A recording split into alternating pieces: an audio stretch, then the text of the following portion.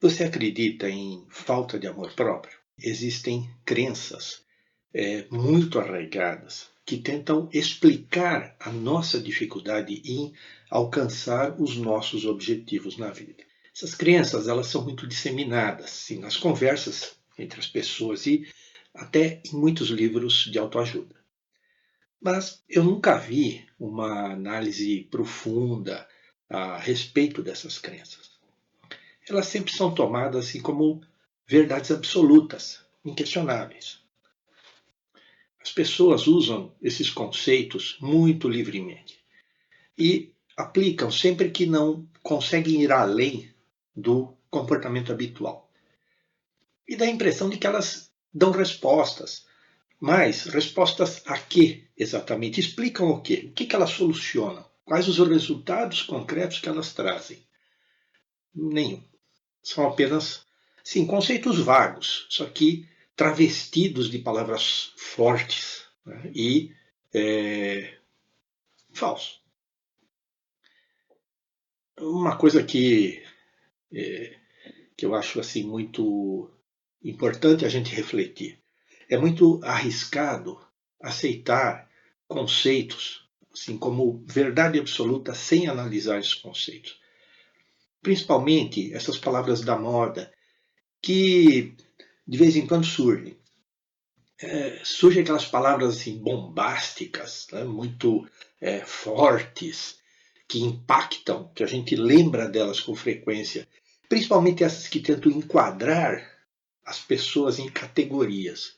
Então coloca-se lá um título de uma categoria e se enquadra as pessoas que parece que tem algum atributo, alguma característica, alguma maneira de falar ou de pensar, ou enfim, agrupam naquela categoria, naquele grupo. Isso é muito ruim e perigoso, porque impede a nossa visão mais ampla. Eu, para mim, até fiz assim uma espécie de juramento, né? Eu sugiro que você faça isso também. Nunca aceitar um conceito como verdadeiro sem antes analisar profundamente. Tá? Então, isso evita muita confusão. Bom, mas afinal, falta de amor próprio existe? O que exatamente quer dizer esse conceito?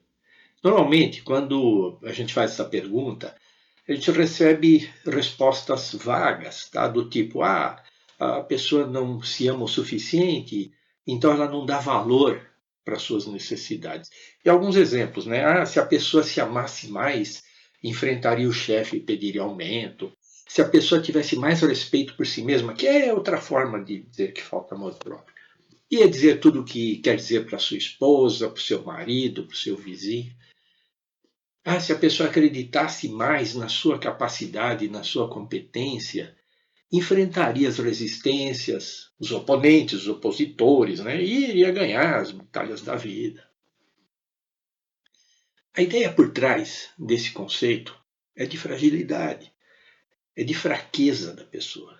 Né? Então, daí, num raciocínio simplista, superficial, dá a impressão de que se a pessoa se valorizasse mais, se ela desse mais peso para suas necessidades, ela iria conseguir sobrepujar essa sensação de fraqueza. Iria se sentir mais forte e acabaria realizando ali o seu objetivo, o seu intento. Parece fazer sentido, mas só parece. Ela teria que criar uma briga interna entre aquela necessidade e aquele sentimento de fragilidade. E ia ter que esperar para ver qual ganharia. Mas eu já posso adiantar o resultado. Esses conflitos internos eles são completamente contraproducentes. Não vai ter nenhuma solução por muitos e muitos anos. O que vai dar é frustração, sabe? A pessoa acaba desistindo, não funciona. Por quê? Nós temos instintos de autoproteção muito poderosos. Então, segundo o psicólogo Abraham Maslow, ele criou a teoria da motivação humana em 1954, uma teoria que é válida até hoje. Então, o sentimento para ele, o sentimento de autoproteção é o mais forte impulso humano. Atender às necessidades básicas, fisiológicas, e a segurança pessoal, elas são prioridades que suplantam todas as outras necessidades nossas e outros desejos que a gente possa ter. Veja, essa teoria foi criada faz tempo e ela continua válida, continua demonstrável, a gente consegue comprovar que isso é verdadeiro. E você pode encontrar na internet maiores informações, tá? Se você quiser ir mais fundo. Mas aqui nós vamos nos ater assim, só ao que importa para o escopo desse vídeo. Então, mesmo quando alguém coloca a sua vida em risco para ajudar outra pessoa, como um bombeiro, um policial, o pai, a mãe, né? É também esse instinto que está funcionando, só que nesse caso é direcionado ao outro. A pessoa que está ajudando, que está salvando o outro, sente a dor, sente o medo do outro em si mesmo. Ela tem uma empatia. E isso desperta esse impulso de prestar assistência, mesmo arriscando a própria vida. Então, isso é amor a si mesmo. Isso é instintivo, nós não controlamos. Até uma barata tem esse profundo amor por si mesma. Tenta matar a barata. Isso é próprio dos seres vivos. Então, quando nós imaginamos que não nos amamos suficientemente, que nós não gostamos de nós mesmos, nós temos um profundo mal-estar. Temos um sentimento de menos-valia, de desimportância, que vai fazer muito mal e não vai trazer nenhuma solução, porque o problema não é esse. Agora, é claro que quem usa essa terminologia tem a boa intenção de ajudar e não de fazer mal para ninguém. E ajudam, podem ajudar sim. Uma coisa que eu vou repetir aqui, já falei. Estou falando de palavras. Palavras admitem muitas interpretações. Talvez você tenha uma visão de falta de amor próprio que segue por uma outra linha do que eu estou dizendo aqui. E ela pode até ser útil para você. Então eu não estou discutindo e não vou discutir nunca outros pontos de vista a respeito da falta de amor próprio. O que eu vejo é que o mais comum é as pessoas lidarem ou terem interpretarem o termo falta de amor próprio como eu estou abordando aqui. Se esse não for o seu caso, então, continua com a sua visão, isso não tem problema nenhum. Mas eu acho que é sempre bom a gente questionar muito como nós interpretamos as palavras. Até para as pessoas religiosas, cristãs, aquelas pessoas que consideram os ensinamentos de Jesus Cristo como valiosos, tem aquela frase dele: amar ao próximo como a ti mesmo. Ele não disse: aprenda a amar a si mesmo e, em seguida, ame o próximo da mesma forma. Esse como a ti mesmo pressupõe que a pessoa já ama a si própria. Basta, então, estender esse amor ao outro. Então, quando nós consideramos o nosso instinto de autoproteção, nós entendemos por que a pessoa não enfrenta o outro. Ela tem receio das consequências negativas que poderiam aí advir desse enfrentamento. A pessoa não acredita que tenha forças, tenha conhecimento, que tenha habilidades. Só que tenha paciência para suportar as respostas do outro, ao seu enfrentamento.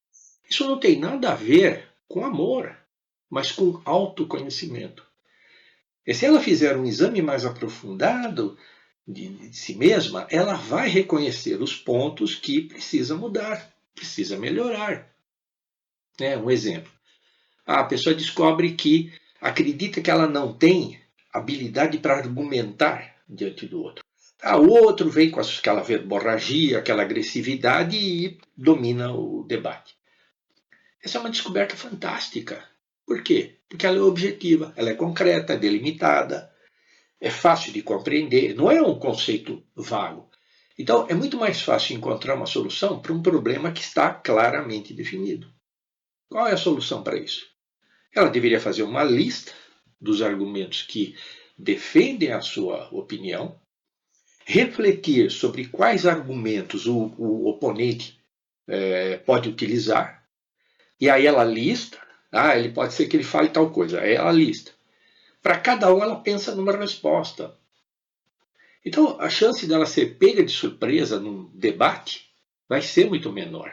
Tá? Então, e aí é outra coisa aí também, Pode-se usar aquela estratégia que os políticos usam muito.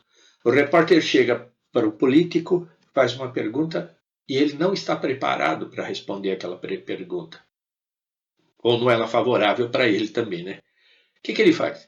Ele dá outra resposta de uma outra coisa que não tem nada a ver com aquilo. Tá? Ele já tem lá um arsenal de respostas e ele vai dar outra coisa. Então, é uma estratégia que pode funcionar e se a gente sabe exatamente o que nós queremos, o que nós estamos buscando com aquele debate, se está claro para nós já estudamos o assunto antes, né, a chance de sucesso é muito maior. Outro exemplo, a esposa que se submete aos desejos do marido. Ou o marido que se submete aos desejos da esposa, tanto faz.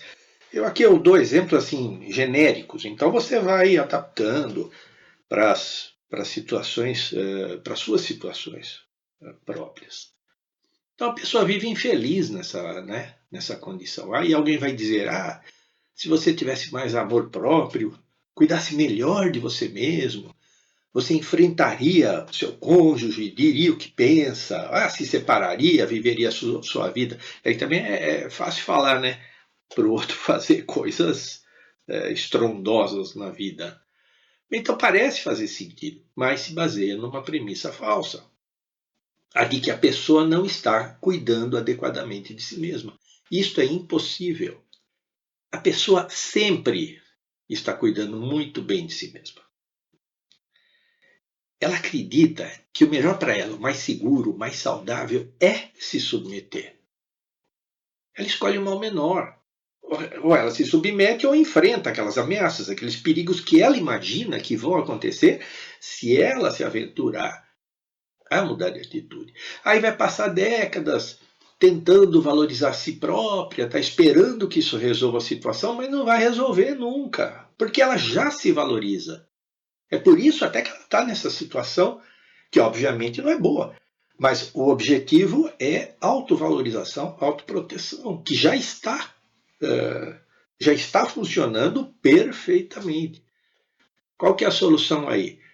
Então ela deve prestar atenção no momento exato em que o marido disser alguma coisa que ele queira fazer e que você não quer fazer. Então você vai notar que o motivo para não querer vai passar pela sua cabeça muito rapidamente. Né? E logo em seguida vai passar pela sua cabeça o medo, que pode parecer uma coisa insignificante. Mas não é insignificante, você tem que respeitar ele. Essas coisas que passam pela sua cabeça rapidinho, elas passam rapidinho por quê? Porque você já está acostumado a fazer isso. Há muito tempo, isso é automático. Aliás, está lá no instinto, está na sua memória antiga, sabe-se lá desde quando? Décadas, às vezes. Então você já está acostumado com isso. Isso passa rapidinho, por isso que parece que não tem importância. A pessoa fala, isso aí não tem nada a ver. Pensei nisso, mas não tem nada a ver. Tem a ver sim. Se aconteceu junto ali, tem a ver. Tem que respeitar. E eu ainda sugiro, assim, fortemente, tá, que você anote no papel o que passou pela sua cabeça, porque senão você vai esquecer logo depois. E esquece mesmo. E não é você, todos nós fazemos isso. Quantas vezes já aconteceu comigo de pensar algo muito significativo, muito importante, e aí olha, mas isso eu não vou esquecer isso nunca, porque é tão claro, é tão evidente, é tão adequado para aquilo que eu estou trabalhando aqui. Mas não passou 1 minuto, 2 minutos, o que era mesmo aquilo? Sumiu. Eu só lembrava que tinha pensado em algo significativo. E daí? Daí nada, perdeu-se. Às vezes a gente recupera depois, mas é muito comum não recuperar. Isso também acontece muito quando a gente sonha algo significativo, acorda no meio da noite, né, com aquela, puxa, olha que coisa, isso aí que é muito importante, eu não posso esquecer. Mas aí dá aquela preguiça de levantar, escrever ou gravar no celular.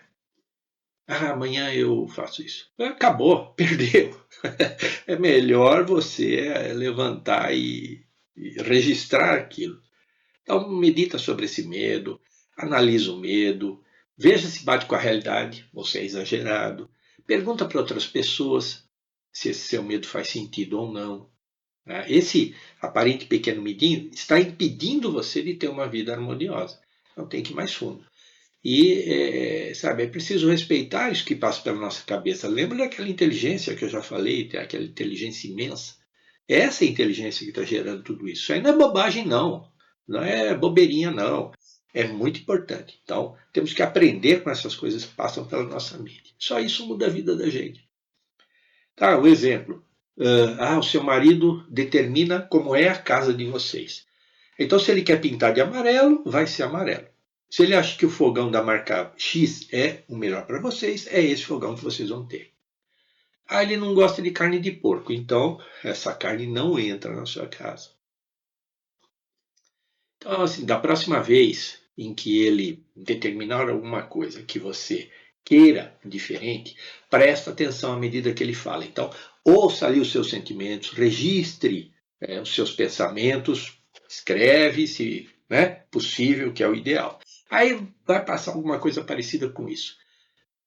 Eu prefiro uma mesa de vidro e não de madeira como ele quer. Mas e se não ficar bom? E se o vidro quebrar? Aí vai me culpar, vai falar alto, modo agressivo, fica com aquela cara. Aí eu fico com medo. É desagradável. E eu também não tenho certeza de que o vidro é melhor. E se ele gritar comigo, eu não sei o que fazer, eu não gosto de gritar. É melhor deixar como está. Afinal de contas, também, né, mesa de madeira não é tão ruim. Então, você percebe, você cuidando de si mesmo, percebe o medo surgindo para garantir a sua segurança. Então, entre uma mesa de madeira e confrontar o seu sentimento de fragilidade, fica-se com a mesa de madeira, né? É o mal menor. Então, valorize a percepção que você teve do medo.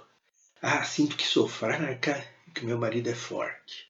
Agora, veja o quanto é real esta fraqueza. Não tente se convencer de nada. Porque se tiver alguma coisa fraca em você, sempre se pode resolver isso. Deficiências todos nós temos. E se tem uma fraqueza que afeta negativamente a nossa vida, sempre é possível aprender mais, sabe? Exercitar a fortaleza, avançar. Agora, no mais das vezes, é uma crença. É uma crença na fragilidade e não uma fragilidade real. Mas isso é você que vai ter que descobrir. E pode não ser fácil fazer isso sozinho. Converse sobre essa fraqueza com pessoas em quem você confia. Tá? E existem muitos serviços de apoio psicológico e emocional que podem ajudar. Nós vamos nos aprofundar nessa questão em outros vídeos, mas assim, por hora, treina em tomar consciência dos seus sentimentos no momento em que a situação desagradável acontece. Você vai perceber que tem, na verdade, o mais profundo amor por si mesmo. E, nesse exemplo, o marido, seu marido, também vai estar experimentando a mesma coisa. Ele também força a opinião dele em função de um sentimento de fragilidade interior. Então, da mesma forma que você precisa valorizar os seus sentimentos, compreender o que passa no seu íntimo, seu marido também. Então, ambos podem trabalhar juntos, devem trabalhar juntos na direção desse autoconhecimento, desta consciência de como vocês agem, por que vocês estão operando, quais os medos de cada um, que ele tem os dele. Senão ele não teria essa conduta agressiva. O agressor sempre agride em função de um medo, de um sentimento de fragilidade. Ele se sente em perigo, daí ele agride. Então isso precisa ser compreendido. Não vai adiantar nada um entrar em confronto com o outro. Tá? Nas guerras não tem vencedores, né? Só vence uma guerra quem não entra nela. Tá? Isso é um velho ditado e muito sábio. E uma guerra doméstica, a briguinha, que pode ser uma briguinha, também da mesma forma. Se você entrar nela, você já perdeu. Não entre, mas tente compreender. E quando a pessoa assim, não acredita no próprio potencial, ela não confia na sua competência. Então, o caminho não é tentar valorizar mais a si mesmo. De novo, cria aquela briga interna. Eu acho que o que eu sei não é suficiente. Tá? Então, eu vou tentar me convencer de que é suficiente, e aí eu parto para o enfrentamento da situação, me obrigando a encarar, tal. Não vai dar certo isso. Qual é a chance disso aí funcionar? Se você não acredita no seu potencial, na sua capacidade, não adianta tentar se obrigar a alguma coisa que talvez você não tenha, e ainda mais numa situação de risco. Tá? E se você realmente não for competente o suficiente, você tem que entender isso, né? Me lembrei aqui de um caso antigo que aconteceu comigo. Era na época do carro a álcool, logo que surgiram os carros a álcool. Então eles tinham lá um problema que o álcool corroía o carburador, que era uma peça que tinha lá, né? E aí o carro começava a falhar. E aí o meu começou a acontecer isso, tal. Eu não estava sem fazer nada. Falei, vou desmontar esse negócio e vou limpar, né? Tirei, desmontei, limpei. Ficou uma beleza, ficou uma maravilha, limpinho, brilhando. Aí, bom, agora eu vou montar. E aí, como é que se monta essa coisa? Cheio de pecinha espalhada, não lembrava mais como é que eu tinha desmontado. Conclusão, botei todas as peças dentro do saquinho, fui lá no mecânico, monta para mim isso aí, porque eu não sei fazer isso. Então, já é melhor não se aventurar se a gente acha que não tem competência. Adquire a competência. Competência se adquire, né? Se aprende. Então, assim, é muito melhor sempre avaliar criteriosamente, sabe, conscientemente, o que a situação exige, quais as minhas qualificações. E sempre é aconselhável pedir a avaliação de outra pessoa, tá? Que conheça você e a situação em foco. Essa visão externa, ela é muito útil quando estamos com receio. E existem aquelas situações em que a pessoa, muitas vezes já aconteceu com clientes meus, a pessoa fala, eu não sou competente, aí eu tenho medo de assumir um cargo maior, porque eu não sei se você é capaz, eu acho que eu sou sempre insuficiente e tal, aquela visão, né, negativa de si própria, a pessoa está se protegendo, obviamente.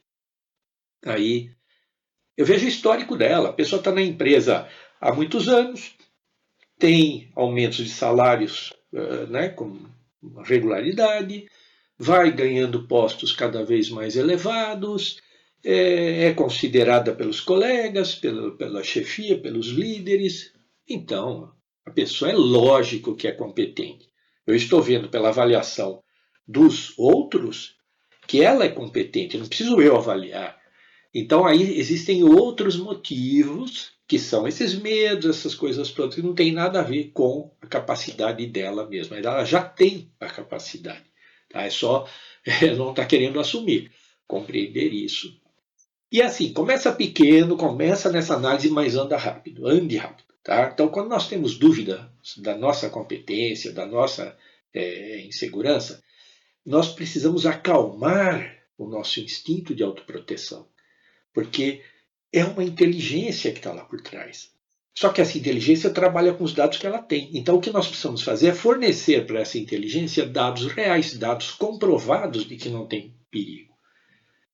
Então, um exemplo: você quer abrir o seu próprio negócio, uma loja de roupa numa cidade de interior, né, distante dos grandes centros. Aí você tem medo de fracassar. É bom ter medo mesmo, tá? Então, começa pequeno.